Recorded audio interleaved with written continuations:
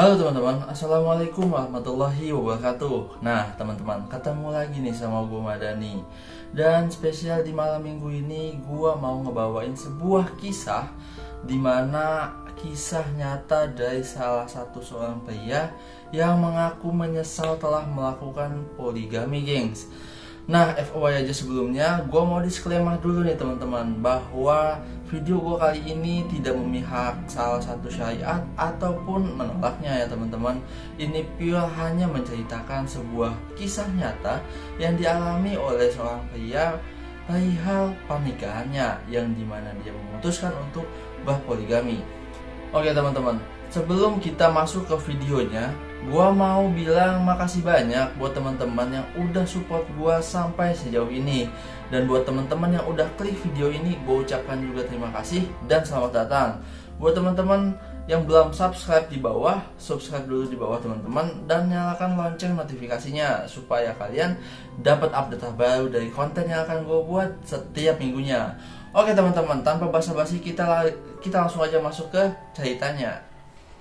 Oke teman-teman, cerita ini itu diceritakan oleh laki-laki yang bernama Abdullah, kita sebut saja Abdullah.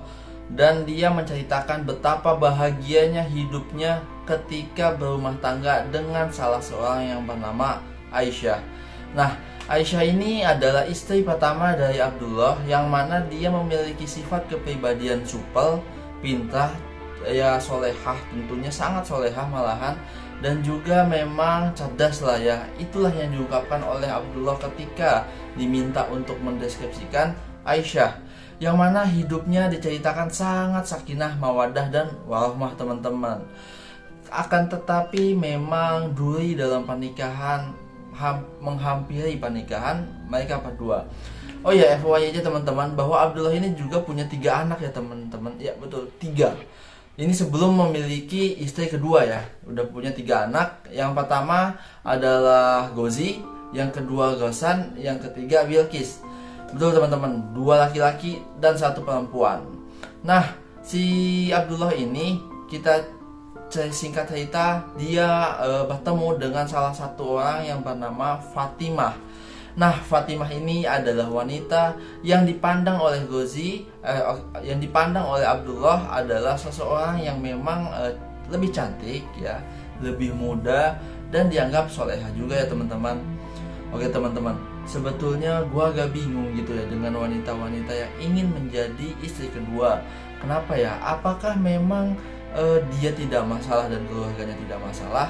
Apakah memang dia tidak pernah memposisikan diri, kalau aja gue jadi istri pertama gimana rasanya? Gue gak ngerti deh kenapa bisa jadi kedua kayak gini. Cuman ya udahlah ya, setiap orang kan beda-beda. Setelah si Abdullah ini ketemu dengan Fatimah, kenal, dan juga melihat kelebihan dari Fatimah, timbullah rasa ingin memiliki istri 2, gengs. Yaps, mau poligami. Ketika Abdullah meminta izin dengan Aisyah perihal poligaminya, si Abdullah ini tidak mendapatkan jawaban sebetulnya dari Aisyah. Dimana Aisyah ketika pertama kali dia minta izin, Abdullah minta izin menikah untuk yang kedua kali, Aisyah hanya diam. Dia juga hanya menangis dan tidak berkata-kata lagi. Akan tetapi Abdullah yang melihat kejadian itu belum tersentuh hatinya teman-teman. Kenapa? Karena mungkin itu adalah jawaban di mana Aisyah sudah tidak bisa berkata-kata lagi. Tentu pasti dia menolak ya, nggak mungkin nggak dalam hatinya. Tetapi kenapa dia diam? Dia diam karena dia tidak mau melawan suaminya. Dia diam juga untuk menaati, karena itu adalah suatu hal syariat yang ada di agama Islam juga. Tetapi dengan syarat-syarat yang banyak sekali tentu kalau ingin berpoligami. Di posisi itu Aisyah sangat bingung tentu ya, sehingga hanya bisa meneteskan air mata saja teman-teman.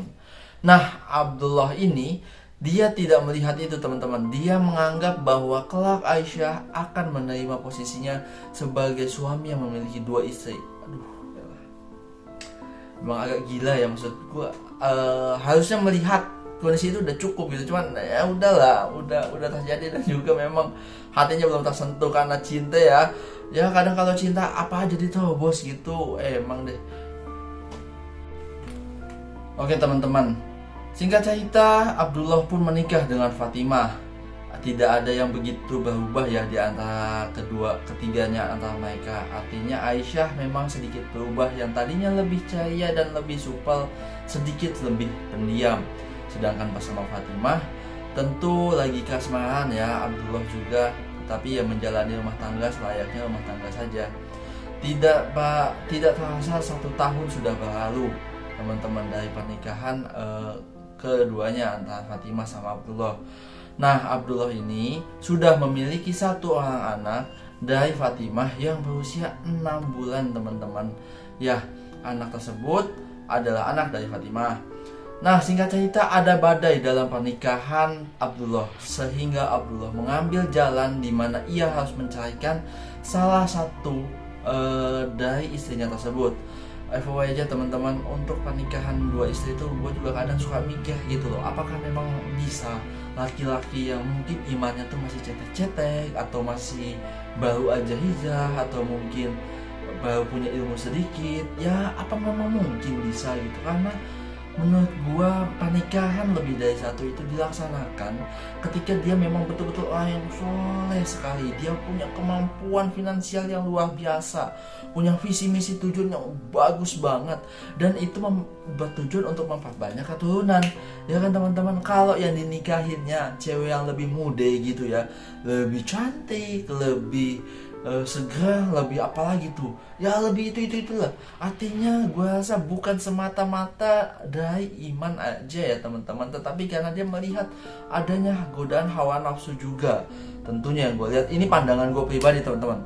Nah, singkat cerita si Abdullah ini memutuskan untuk mencari salah satu istrinya, dan dipilihlah Aisyah untuk dicarikan oleh Abdullah teman-teman. Sakit kepala nggak tuh? Istri pertamanya yang nemenin dia dari dulu, yang udah ngelahirin 3 anak, yang dicarikan. What? Ya oke lah, gue gak gitu gimana lagi. Oke, jadi dicarikanlah Aisyah. Setelah dicarikan Aisyah, akhirnya Abdullah tinggal berdua dengan Fatimah dan anaknya. Oke, setelah dicarikan Aisyah, Abdullah tinggal bertiga ya teman-teman. Tinggal 1 anaknya dari Aisyah dan 1 anaknya dari Fatimah, dan Fatimah itu sendiri. Oke teman-teman, ketika Abdullah sedang menjalani kehidupan rumah tangganya yang kedua kali dengan Fatimah, dia merasakan mulai ketidaknyamanan ya teman-teman. Padahal sudah 7 tahun berlalu ya, kisah ini sudah 7 tahun berlalu. Dia merasakan ketidaknyamanan dengan dengan Fatimah. Kenapa? Karena Fatimah ini cenderung wanita yang cukup manja, berbeda sekali kan dengan tadi Aisyah. Dan juga Fatimah adalah salah satu orang yang tidak bisa memahami perasaan dari Abdullah. Jadi tidak jarang pernikahan mereka berdua diselimuti oleh badai pertengkaran dalam rumah tangga. Sampai ada suatu ketika ada pertengkaran hebat lah antara Fatimah dan juga Abdullah, yang menyebabkan Abdullah tidak ingin pulang ke rumahnya pada saat itu, saking besarnya masalah tersebut teman-teman. Dan timbullah perasaan ketika dia lagi ada di masjid, Abdullah merasakan bahwa wah, kangen dengan Aisyah dan anak-anaknya, karena sudah sangat lama loh teman-teman kejadian ini berlalu. Oke teman-teman, setelah ada timbul rindu kangen dari Abdullah kepada Aisyah dan anak-anaknya, dia pun mengingat kembali momen 7 tahun ketika dia mentalak Aisyah. Sudah cukup lama 7 tahun dia tidak mendengarkan kabar dari anak-anaknya, yaitu Gosan dan juga Gozi, terus juga Bilqis, serta tidak tahu menahu kabar dari Aisyah. Berarti kita bisa ambil kesimpulan bahwa pada saat 7 tahun tersebut Abdullah tidak menafkahi anak-anaknya ya teman-teman, dan tidak juga tahu kabar dari mereka semua. Nah, Abdullah ini pada saat itu dia beranjak dari masjid, walaupun kondisinya sedang hujan, dia mencari keberadaan Aisyah dan anak-anaknya dengan menanyakan ke pihak keluarga dari perempuan, saudara, semua kenalan, ditanya semua tentang Aisyah, tentang keberadaan Aisyah, dengan tujuan mungkin Abdullah ingin silaturahmi menghapus rindunya, dan juga mungkin banyak hal yang ingin dia ucapkan untuk minta maaf kepada istri pertamanya dan anak-anaknya teman-teman. Oke teman-teman, Hari-hari pun berlalu sampai ada saat di mana ada seorang ustadz yang tentu tahu keadaan Abdullah menanyakan kepada Abdullah, ya Abdullah, apakah kamu sudah ketemu sama Aisyah sama anak-anak kamu? Dan kata Abdullah juga belum tahu kabarnya juga Ustadz. Dan Ustadz itu berkata, insya Allah mereka baik-baik aja. Dengan kata-kata Ustadz insya Allah mereka baik-baik aja, Abdullah menganggap bahwa Ustadz tersebut tahu lokasi dari Aisyah. Singkat cerita, ia pun menanyakan tentang keberadaan Aisyah dan anak-anaknya. Lalu diberitahulah kepada Abdullah ke posisi di mana tinggalnya Aisyah dan anak-anaknya. Yaps teman-teman, Aisyah tinggal jauh dari kota di mana dia tinggal dulu bersama suaminya Abdullah ini, dan juga masuk ke dalam kota yang sangat terpencil yang memang jauh dari gemuruh dunia lah ya, artinya jauh mungkin dari teknologi atau lain sebagainya, jauh lah pokoknya pedalaman, mencari ketenangan untuk membesarkan 3 orang anak yang dihandle sendiri teman-teman oleh Aisyah. Sampailah Abdullah di lokasi tersebut. Dia langsung sholat di dalam suatu masjid ya, di pemukiman apalah kampung tersebut. Dia tidak kuat teman-teman menahan bagaimana gejolak perasaannya. Dia ingin bertemu dengan mantan istri pertamanya dan juga 3 orang anak-anaknya setelah 7 tahun lamanya nggak ketemu teman-teman.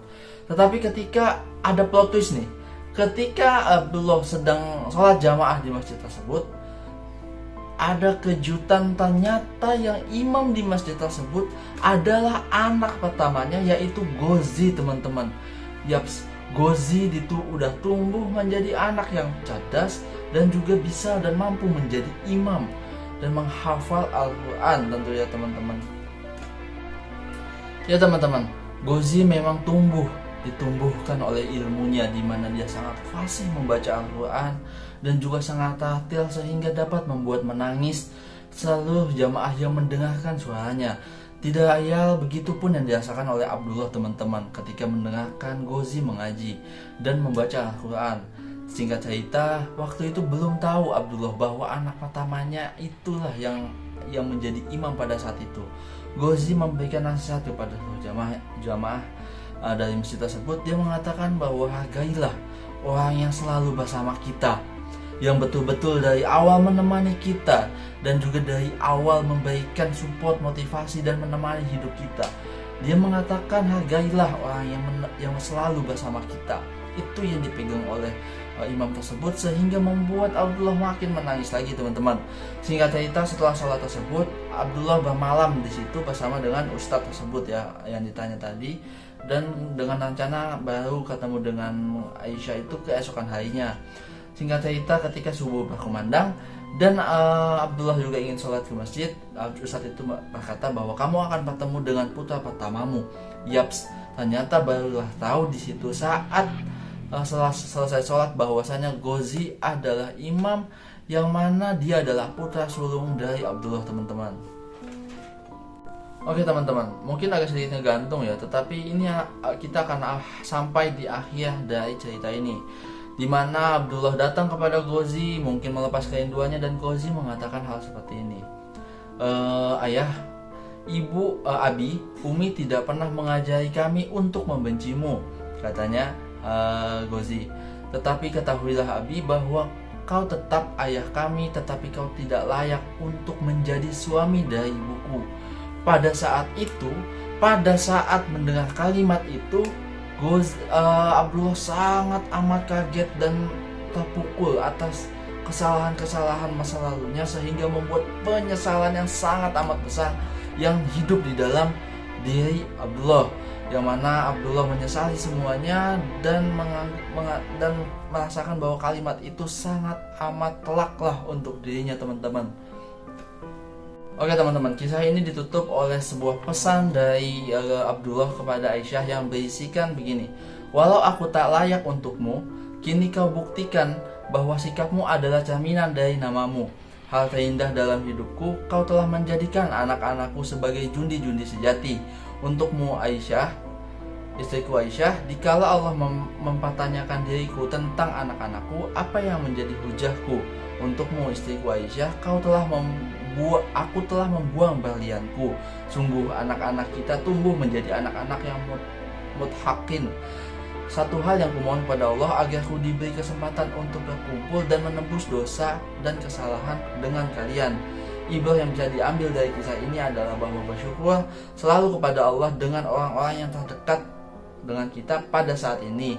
Lengkapi kekurangannya, tutupi cacatnya, pujilah Allah selalu atas kebaikannya. Poligami itu disyariatkan tapi bukan untuk dipermainkan, maka berpikirlah sebelum menyesal kemudian.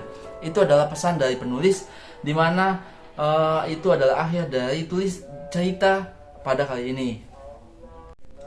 Oke teman-teman, sekian aja video yang gue sampaikan kepada kalian semua. Semoga teman-teman kisah ini bisa menjadikan pandangan buat teman-teman semua yang memiliki pandangan ingin berpoligami. Tentu dipikirkan matang-matang ya teman-teman. Dan juga ingat bahwa pelajaran yang bisa diambil adalah jika kalian ingin bahagia, sudah fokus aja gitu, bahagiain satu istri kamu sampai betul-betul dia sangat bahagia, senang, dan juga membuat diri kita sempurna. Kenapa teman-teman? Karena istri adalah salah satu pintu pembuka rezeki seorang suami teman-teman. Nah itu aja video dari gua, mudah-mudahan kalian bisa dapat pelajaran penting.